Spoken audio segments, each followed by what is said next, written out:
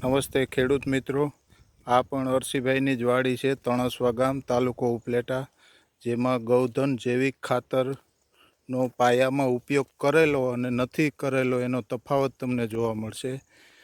આ જમણી બાજુ જે છે એમાં ગૌધન જૈવિક ખાતરનો ઉપયોગ કરેલો છે, એ તમે જોઈ શકો છો.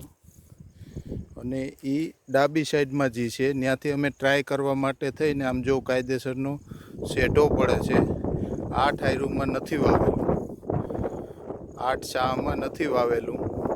એનો છોડ તમે જોઈ શકો છો, એક જ વાવેતર.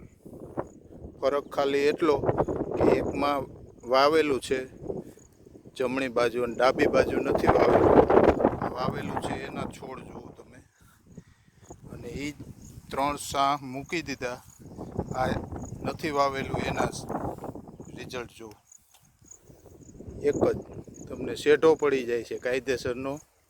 અહીંથી આપ જોઈ શકો છો ગૌતમ જૈવિક ખાતર વાપરેલું પાયામાં અને નથી વાપર્યું તો એનો શું ફરક છે એ તમે જોઈ શકો છો. જો આ નથી વાપરેલું, એમાં જ અહીં 3 શાહ મૂકી અને આમાં વાપરેલું.